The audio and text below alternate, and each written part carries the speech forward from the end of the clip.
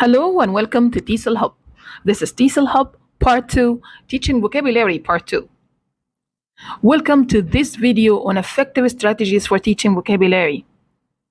You know that expanding students' word knowledge is crucial for important reading comprehension, writing skills, and overall academic success. In the next few minutes, we will explore research-backed techniques to help learners acquire, retain, and use new vocabulary. So we will cover selecting high-impact words to teach, the importance of teaching vocabulary, and also why are you teaching vocabulary to students?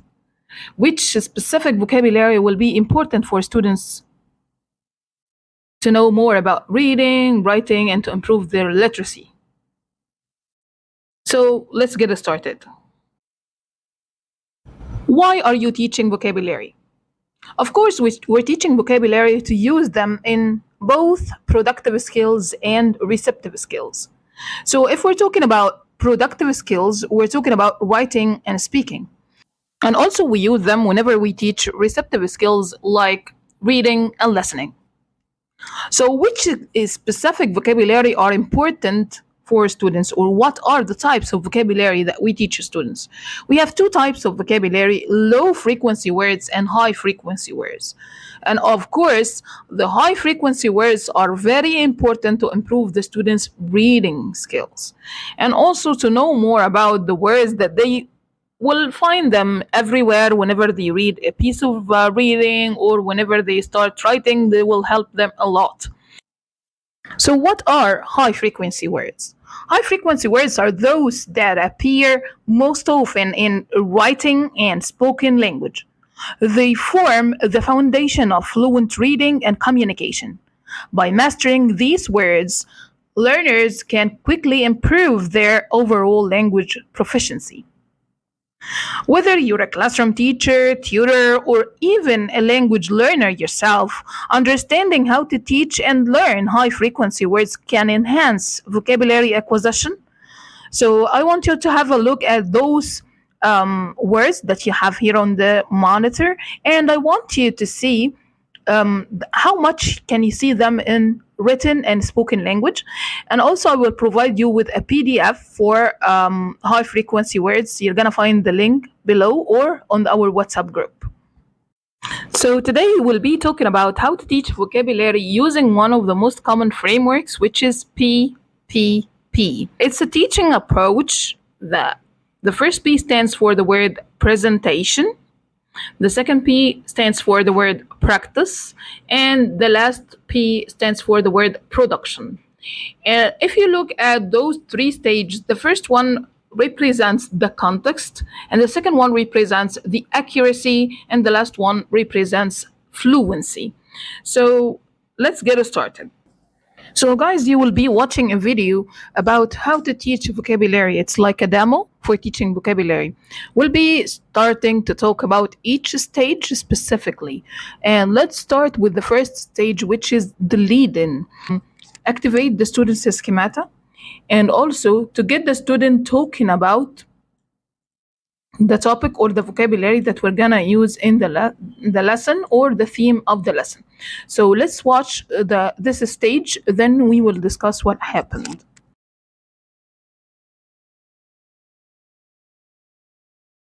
Hello everyone, how are you today? Very good, thank you. Good. What's my job? You're a teacher. Why do you think so? Because you're a chef. That's good, you're learning, that's good. Okay. It's not my first job, I've had a lot of other jobs actually. Actually, I've got a list here of jobs. Some of them I really have done, and some of them I haven't done. In case you can't see it, it's teacher, pizza chef, salesman, doctor, and nursery nurse. So I want you to try and speak with me now as a group, and just tell me which ones you think really were my jobs and which ones are not my job. Anyone want to make a comment? Yeah. I doubt that you're a doctor. I've never worked as a doctor, that's correct. Yes? A nursery nurse? I've never worked as a nursery nurse, that is correct. I can see you as a salesman. Well, I have worked as a salesman. show you. think you were a pizza chef. Pardon? I don't think you were a pizza chef. In fact, I have worked as a pizza chef. Okay, so this is what I would like you to do. Take a piece of paper, write down a few jobs that you have done and a few jobs you haven't done, and then speak with your partner. Just show your partner like that, and then partner, you should say if you think she has done the job or she hasn't done the job, just for a few minutes. So, is everyone going to write a list? Yes. Yes. Okay. Is it just going to be jobs you have done? No. Okay. And what will you do when your partner shows you their list? Yes, which Yes. ones they've done. Okay, that's great. I'll start you off when I can see everyone's got the list, but you can plan it now.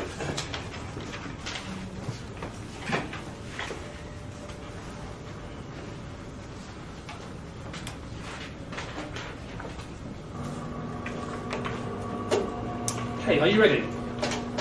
You only need a few, so when you're ready, speak together, show your list, and just decide together if you think he's done that job or she's done that job or not.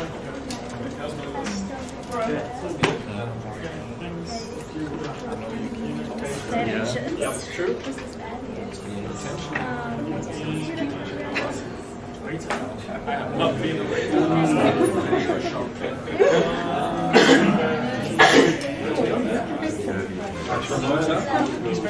I have not been in these.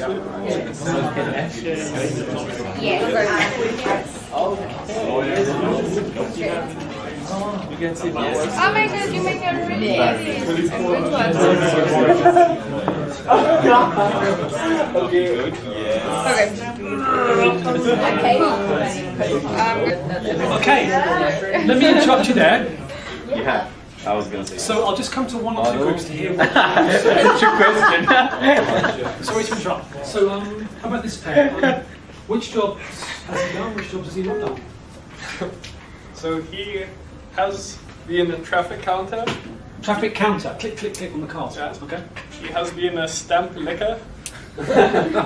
He has not been a toad handler. And he has been a copy sub-journalist. Okay. Thank you very much. As you watched the video, it was exactly like a friendly discussion with the students. And it was so much fun. Students practiced conversation and also they got ready to start the new lesson. Now we'll be watching the next stage, which is presentation. Okay. What does Neil Armstrong do? He's an astronaut. Yeah. Listen. Astronaut. Say it together. Astronaut. Astronaut. Astronaut. Astronaut. Can you say? Astronaut. Good. Astronaut. Good. Astronaut. Good. Okay. So, does an astronaut fly a normal plane, or does he go into space? He goes to space. Okay. In space, do you need your normal clothes or a special suit? Special suit. Okay, that's good. This is how you write the word.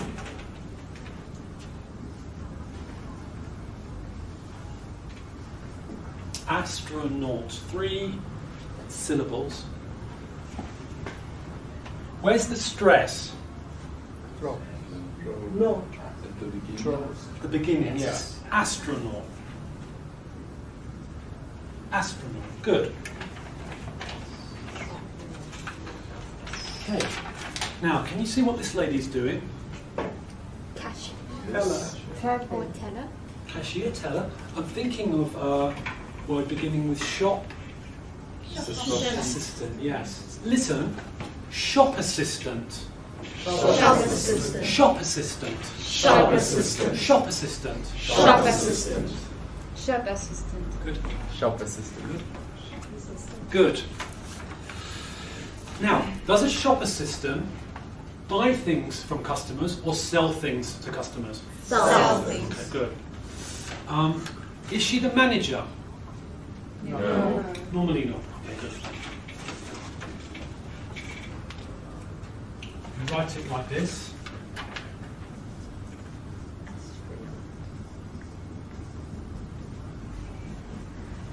The first word is stress.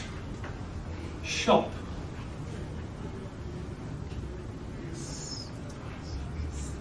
Now the second word has 3 syllables. Where's the stress? Assistant. Good. persistent. Listen. Shop persistent. Shop persistent. Say. Shop persistent. The p and the a make a syllable. Shop persistent. So now let's talk about the presentation stage. In this stage, students started to elicit the new vocabulary or the new words. What did the teacher do? The teacher started to use CCQs to help students figure out or elicit the words. What he had done after that is only to tell them about the word stress, how to pronounce the word, and also how to use the word in example, for example, using also CCQs. So let's talk about the stage that we talked about here. It's elicit, CCQs, drilling. So he asked students to repeat one more time to check if they got the pronunciation, the correct pronunciation to the word or not. And then they said some sentences about the words. Now you will be watching the following stage, which is practice. Words that we learn together, you're not going to use them in an activity. I'm going to give you this paper, and you need to read a sentence like this one. A something is a person who goes into space, and you need to remember, or from your notes, what is the correct answer. So, what is the correct answer? Astronaut. Yeah, good, astronaut. So you need to read the sentence, and then are you just going to say the word or write the word in here? Right. Is there only one answer or more than one answer? One. Okay, and I'd like you to do this by yourself, please.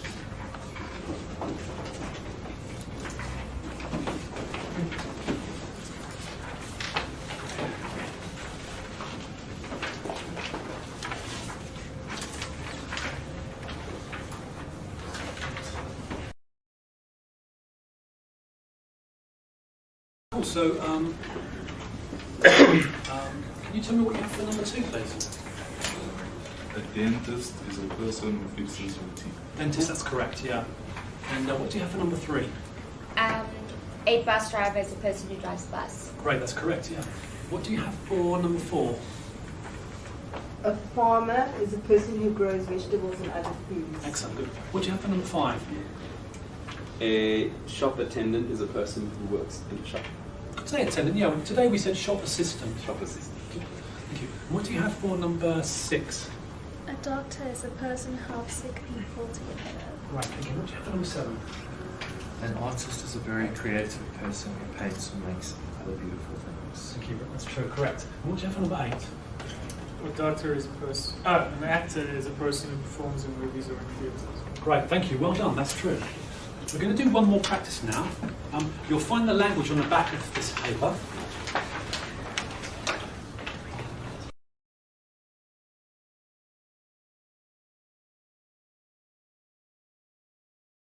So, can you see the questions on your paper? They're here as well. For example, is anyone in your family an astronaut? Is anyone in your family an astronaut? Yes. Yes, really? No. That's amazing. Okay, ask me a question. Choose any question from the list. And what are you going to put in here? Yeah, one of the 8 words that we learned today, you put in here. You can choose. So ask me a question. Would you like to be a doctor? Not really. It's a very good profession, but I think the hours are long. Who wants to ask a question? One of these questions. Yeah. Is it difficult to become an astronaut? I think it's very difficult, yeah. So I hear. Very difficult. Ask a question. How long does it take to become an actor? Well, some people are born like it, other times they're trained. So, in your pairs, ask and answer these questions together. Is there only one correct answer here? No. Can you choose which one? Yes. Are you going to tell the truth about yourself and your beliefs, your opinions? Yeah, tell the truth. Speak together for a few minutes.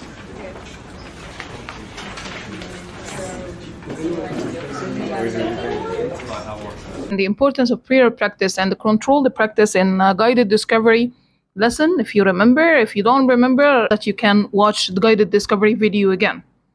So let me talk about the freer practice and the controlled practice. The freer practice is a highly structured activity with limited language production, and it focuses on the accuracy and the form. But the freer practice is less structured, it's more open-ended activity, and also it increases the language production. It focuses on fluency and meaning.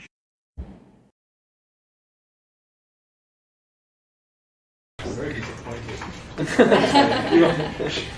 You won the World Wide Web. Yeah. Good lord. Okay. Now imagine you're a student. You finished your studies, and your mum says to you, "I want you to go to the job fair." Why does she want you to go there? Do you think? Get a job. Okay. What happens at a job fair? You have several jobs, and then you look and see which one suits you best, your personality and things you're willing to do. You get more details Exactly. about Yeah. the job. You talk to people, don't you? And we find out about the job.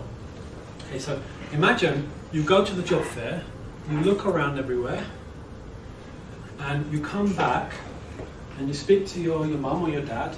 Sanele, you're my son, and I'm going to ask you what jobs you saw, and what jobs you think you like, which jobs you think you don't like. And again, you can use the 8 words we learned today and other words for jobs if you know them. So astronaut, farmer, shop assistant, all those jobs. Sanele, how was the job fair? That's good. Tell me, did you see some jobs you like there? Yes. Which ones? I would like to be a dentist. Really, why? Just to inflict pain. Okay. A dentist is a great career. I see you more as an astronaut. I don't really like the space. Really? Yeah. Okay. Have you been there before? No. Okay. Thank you very much. So, is this a real life, or are you going to imagine something? Are you going to talk to yourself or to your partner? Are you at the job fair, or have you come back from the job fair? One of you needs to be a parent, one of you needs to be a recent graduate. Okay? After a few minutes, change over so both people do both jobs, okay? We've got about 5 minutes for this. How was the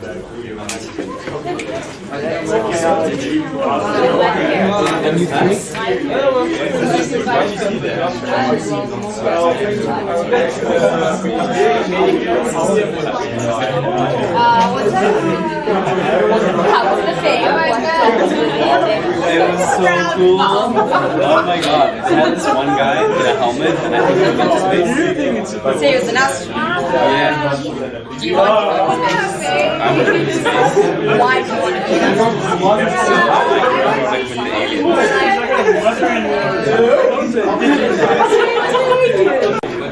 Okay, so now I'm come back together. Now, parents, tell me something about your son or your daughter. Do you think did they find out something interesting, or were you disappointed? So after watching the video, let's revise the framework. So whenever we teach using PPP framework, we start with the lead-in to activate the student's schemata and to prepare students for the new theme of the lesson. Then the presentation, and in the presentation we use the techniques of elicitation, concept of checking questions, drilling, and speaking or writing for presenting vocabulary. Then we go through the practice process, which is divided into 2 parts, controlled practice and freer practice. And now your students are ready for the next step, which is the production stage, which allows the students to produce language. It could be writing or it could be a speaking activity. Now we will explain each stage in details. We said that in the presentation skills, we introduce or present the language.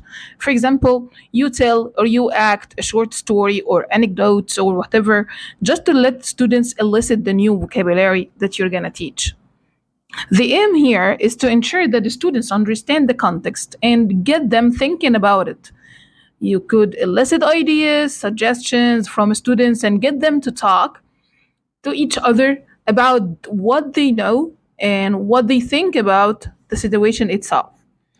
This also helps them to start to remember the language they know, so it activates their prior knowledge and it builds, of course, new knowledge.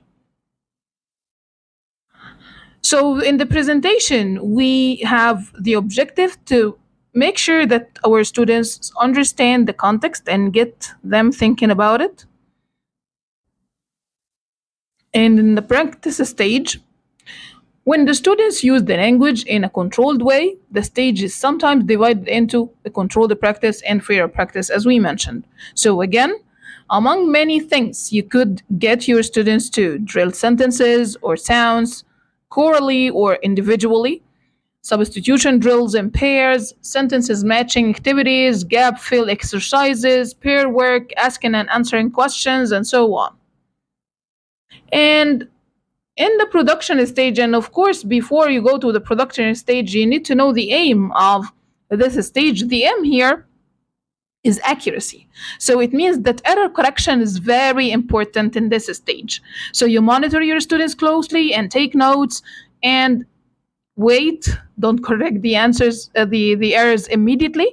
Delayed error correction in this section will be perfect. So just wait until they finish. Production stage is where the language is used more openly. So students can have like role plays, communication tasks, collaborative tasks, or discussion activities. The aim here, or the main focus, is using the language as fluently and naturally as possible. So students would do that inside the class or outside the class if you have like a session, open air session in the playground or so on. Now let's talk about the advantages and disadvantages of using PPP. Let's talk about the bright side. So let's start with the positive things. It's easy to learn for new teachers. It's flexible. It's easy to plan for a logical progression of the lesson. It works for most types of the lessons or classes. It's applicable for larger classes as well. And most of course books use this framework, which is similar to the lessons and chapters. The disadvantages here, it could not be the best way to teach a language. Let's say that it's weaker than any other framework. Some people say so. And learners may not know how to use the target language in different contexts. It can be boring if you used repeatedly, or if you use this framework repeatedly in class, especially for higher level students. Thank you for watching the video, and don't forget to like and subscribe our channel and wait for the next video. Best of luck, dears.